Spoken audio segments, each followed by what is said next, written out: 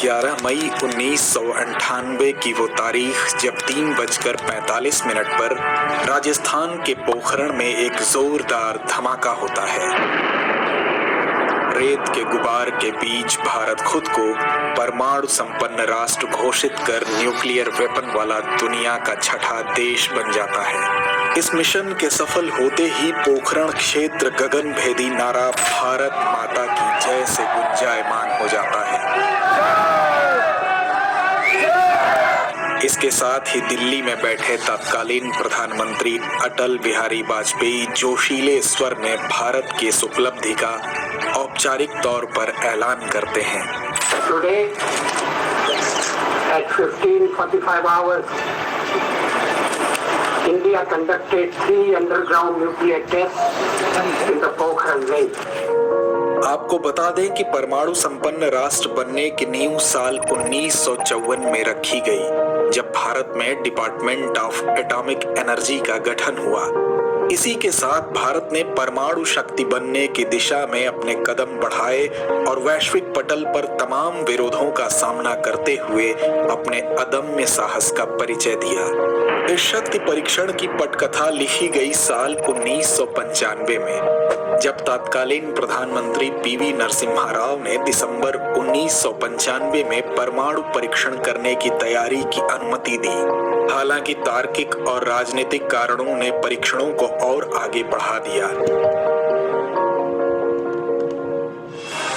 देश में बदलते राजनीतिक समीकरण के बीच साल 1998 में अटल बिहारी वाजपेयी के नेतृत्व में एनडीए सरकार का गठन हुआ, जिसने सरकार बनने के महज 2 महीने बाद ही परमाणु परीक्षण कर दुनिया को अपनी शक्ति का परिचय दिया।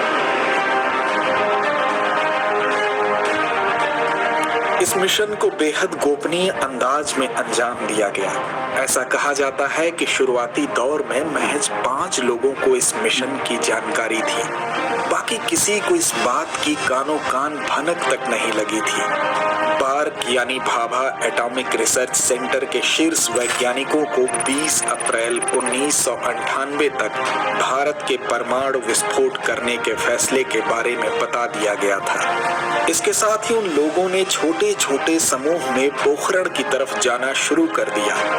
गोपनीयता का यह आलम था कि वैज्ञानिकों के परिवार वालों को यह बताया गया कि वे या तो दिल्ली जा रहे हैं या ऐसी जगह सम्मेलन में भाग लेने जा रहे हैं जहां अगले 20 दिनों तक उनसे फोन से संपर्क नहीं किया जा सकेगा। वहीं मिशन को गुप्त रखने के लिए हर वैज्ञानिक अपना नाम बदल कर यात्रा कर रहे थे। जैसे ही वे लोग पोखरण पहुंचे तो वहां उन सबको सेना की वर्दी पहनने के लिए दी गई। साथ ही रहने के लिए सतह से थोड़े निचले हिस्से में कमरे दिए गए, जिसमें लकड़ी के पार्टीशन लगे हुए थे और उन कमरों में मात्र एक पलंग रखने भर की जगह थी।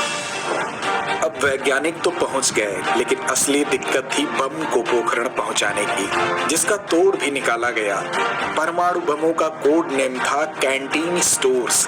यह बम मुंबई के भूमिगत वॉल्ट में रखे थे। इन वॉल्ट्स को 80 के दशक में बनाया गया था और उन्हें हर साल विश्वकर्मा पूजा के दिन ही खोला जाता था। बहरहाल प्लानिंग के मुताबिक प्लूटोनियम बमों को गेंद की शक्ल में बनाया गया था, जो कि टेनिस बॉल से थोड़ी ही बड़ी थी। इन गेंदों का वजन 3 से 8 किलो के बीच था। इन सब को एक काले बक्से में रखा गया था। इन बक्सों की शक्ल सेबों के क्रेट से मिलती जुलती थी, लेकिन उनके अंदर पैकिंग इस ढंग से की गई थी कि पोखरण ले जाने के दौरान विस्फोटकों को कोई नुकसान न पहुंचे। बार्क के वैज्ञानिकों का सबसे बड़ा सिरदर्द था इन गोलों को अपने ही सुरक्षा कर्मियों को बिना बताए वहां से हटवाना। सुरक्षा कर्मियों को बताया गया कि कुछ खास उपकरणों को दक्षिण में दूसरे परमाणु संयंत्र में ले जाना है। इसके लिए रात में विशेष गेट से ट्रकों का एक काफिला आएगा, जिसके बाद उन्हें एयरपोर्ट पहुंचाया गया और बड़ी ही सहजता से विमान AN-32 में इन बमों को रखकर जैसलमेर तक पहुंचाया गया, जिसके बाद बिना किसी तामझाम के इन्हें पोखरण ले जाया गया। तमाम तमाम मुश्किलों को पार करके भारत अब अपने लक्ष्य से चंद कदमों की दूरी पर था। लेकिन अब उसके सामने सबसे बड़ी चुनौती थी अमेरिका की नजरों से बचाकर इस मिशन को सफल करना। दरअसल अमेरिका खुफिया सैटेलाइट के जरिए भारत के हर कदम पर पैनी नजर बनाए हुए था। ऐसे में सब कुछ बहुत गोपनीय और शांतिपूर्ण तरीके से करना था। इसलिए रात के अंधेरे में वैज्ञानिक काम करते थे और दिन के उजालों में निगरानी रखी जाती थी। इसके साथ ही दिन आया 11 मई का। तय कार्यक्रम के अनुसार वैज्ञानिक अपनी पोजीशन ले चुके थे, लेकिन पोखरण रेंज में हवा की गति तेज थी, जिसके कारण मिशन को कुछ देर रोका गया। चूंकि हवा की तेज गति से आसपास के गांव में रेडिएशन फैलने का खतरा था। हालांकि कुछ पलों के इंतजार के बाद हवा की गति सामान्य हुई और मिशन के कार्यभारी राजगोपाल चिदंबरम और एपीजे अब्दुल कलाम ने मोर्चा संभालते हुए मिशन को अंजाम दिया। ठीक 3:45 पर विस्फोट किया गया। इस धमाके से पूरा इलाका कांप गया।